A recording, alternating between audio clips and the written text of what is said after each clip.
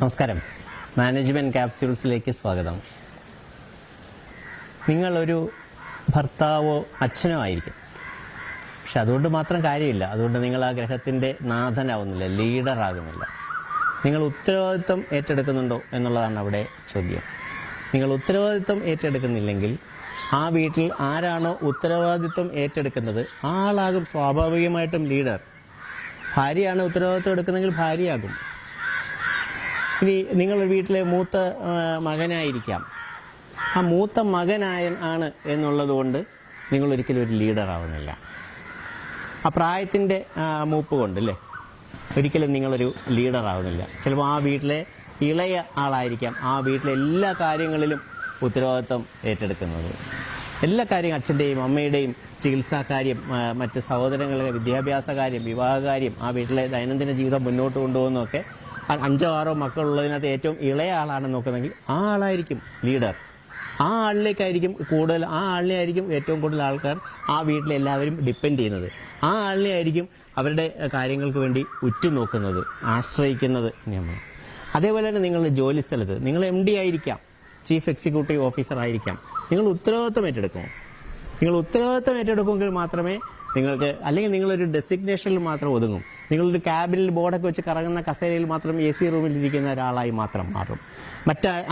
ഏതെങ്കിലും ഒരു അധികാര കേന്ദ്രം അവിടെ ഉയർന്നു വരും. കാര്യങ്ങളൊക്കെ നടത്തുന്ന ഒരാൾ ആരാണോ ഉത്തരവാദിത്വം ഏറ്റെടുത്ത് ചെയ്യുന്നത് ആ ആളിനെ ആയിരിക്കും ആൾക്കാർ കാണാൻ വരുന്നതും ആ ആളായിരിക്കും അവിടുത്തെ കാര്യങ്ങളൊക്കെ തന്നെ നിയന്ത്രിക്കുന്നത്. നിങ്ങളൊരു സംഘടനയുടെ പ്രസിഡന്റാണോ? ആ ഡെസിഗ്നേഷൻ കൊണ്ട് മാത്രം യാതൊരു പ്രയോജനവും ഉണ്ടാകാൻ പോകുന്നില്ല. ആ സംഘടനയുടെ ദൈനംദിന പ്രവർത്തനങ്ങൾ, അതിൻ്റെ ഭാവി പ്രവർത്തനങ്ങളൊക്കെ ആസൂത്രണം ചെയ്ത് അണികളെ എല്ലാം സംഘടിപ്പിച്ച് അവരെ മോട്ടിവേറ്റ് ചെയ്ത് ആരാണോ മുന്നോട്ട് കൊണ്ടുപോകുന്നത് ആ ആളിലേക്കായിരിക്കും അധികാരം കൂടുതൽ ആ ആളായിരിക്കും ഒരു ശ്രദ്ധാ കേന്ദ്രമായിട്ട് പോവുക. പറഞ്ഞു വരുന്നത്, നമ്മുടെ ഒരു ഡെസിഗ്നേഷൻ കൊണ്ടോ അല്ലെങ്കിൽ നമുക്ക് ഏതെങ്കിലും ഒരു സ്ഥാനമുള്ളത് കൊണ്ടോ ഒന്നും തന്നെ നമ്മളൊരു ലീഡർ ആകുന്നില്ല. ഒരു ലീഡർ ആകണമെങ്കിൽ ഉത്തരവാദിത്വം ഏറ്റെടുക്കണം. എന്തിൻ്റെ ഉത്തരവാദിത്വം ഏറ്റെടുക്കണം? എല്ലാത്തിൻ്റെയും ഉത്തരവാദിത്വം ഏറ്റെടുക്കണം. ശരിയായ സമയത്ത് ശരിയായ തീരുമാനങ്ങൾ എടുക്കുന്നതിൻ്റെ ഉത്തരവാദിത്വം ഏറ്റെടുക്കണം. ഇനി തീരുമാനങ്ങൾ എടുക്കാത്തത് കൊണ്ട് എന്തെങ്കിലും സംഭവിച്ചാൽ അതിൻ്റെയും ഉത്തരവാദിത്വം ഏറ്റെടുക്കണം. ഇനി തീരുമാനങ്ങൾ എടുത്തതിൻ്റെ പ്രത്യാഘാതം, അത് പോസിറ്റീവായാലും ശരി നെഗറ്റീവായാലും ശരി, അത് എന്തുമാകട്ടെ അത് ഏറ്റെടുക്കണം. നിങ്ങളുടെ തീരുമാനം കൊണ്ട് വിജയമാണ് ഉണ്ടാകുന്നതെങ്കിൽ, നിങ്ങളുടെ തീരുമാനം കൊണ്ട് ഉയർച്ചയാണ് ഉണ്ടാകുന്നതെങ്കിൽ ആ തീരുമാനത്തിന്റെ ഉത്തരവാദിത്വം നിങ്ങൾ ഒറ്റയ്ക്ക് ഏറ്റെടുക്കരുത്. അങ്ങനെയുണ്ട്. നിങ്ങൾ എല്ലാവർക്കുമായിട്ട് അത് പങ്കുവെക്കണം. നല്ല കാര്യങ്ങൾ എല്ലാവരുമായിട്ടും പങ്കുവെക്കണം. നേട്ടങ്ങൾ എല്ലാവർക്കുമായി വീതിച്ചു കൊടുക്കണം, ഇല്ലേ?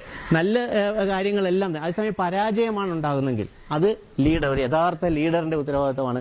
ആ പരാജയത്തിന്റെ ഉത്തരവാദിത്വം, ധാർമ്മികമായിട്ടുള്ള ഉത്തരവാദിത്വം അല്ലെങ്കിൽ പൂർണ്ണമായിട്ടുള്ള ഉത്തരവാദിത്വം ഞാൻ ഏറ്റെടുക്കുന്നു എന്ന് പറയുമ്പോഴാണ് നമ്മളൊരു യഥാർത്ഥ ലീഡറായി പോകുന്നത്. തീരുമാനങ്ങൾ തെറ്റിയേക്കാം, പക്ഷെ തീരുമാനങ്ങൾ എടുക്കുക എന്നുള്ളത് വളരെ പ്രധാനമാണ്. തീരുമാനങ്ങൾ എടുത്തതിന് ശേഷം നമ്മളെടുക്കുന്ന തീരുമാനം ആ സ്ഥാപനത്തിൻ്റെയോ സംഘടനയുടെയോ സമൂഹത്തിൻ്റെയോ നമ്മുടെ രാജ്യത്തിൻ്റെ തന്നെയോ അല്ലെങ്കിൽ നമ്മുടെ സമൂഹത്തിൻ്റെയൊക്കെ ഉന്നതിക്ക് ഏതെങ്കിലും രീതിയിൽ വിഘാതം സൃഷ്ടിക്കുന്നതാണെങ്കിൽ, ഏതെങ്കിലും ഗുണപരമായിട്ടുള്ള ഏതെങ്കിലും കാര്യങ്ങൾക്ക് എതിര് നിൽക്കുന്നതാണെങ്കിൽ ആ തീരുമാനം മാറ്റുന്നതിനും മടിക്കേണ്ട.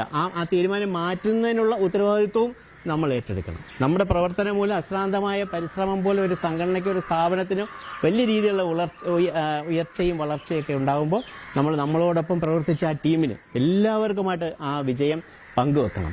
അതേസമയം ഏതെങ്കിലും തരത്തിലുള്ള പരാജയമാണ് നമ്മുടെ തീരുമാനം മൂലം, നമ്മുടെ പ്രവർത്തനം മൂലം ഉണ്ടാകുന്നെങ്കിൽ ആ തീരുമാനത്തിന്റെ ഉത്തരവാദിത്വം സ്വയം ഏറ്റെടുക്കണം. അതല്ലാതെ പിലാത്തോസിനെ പോലെ എനിക്കിതിൽ പങ്കില്ല, ഒരു ദോഷം വരുമ്പോൾ, ഒരു ബുദ്ധിമുട്ട് വരുമ്പോൾ, ഒരു പ്രയാസം വരുമ്പോൾ എനിക്കിതിനകത്ത് പങ്കില്ല എന്ന് പറഞ്ഞ് നമ്മൾ കൈ കഴുകി ഒഴിഞ്ഞ് മാറരുത്. അതാണ് ഇന്നത്തെ മാനേജ്മെന്റ് ക്യാപ്സ്യൂളിന്റെ പ്രധാനപ്പെട്ട ആശയം. ഉത്തരവാദിത്വം ഏറ്റെടുക്കുക, നേതാവാകുക.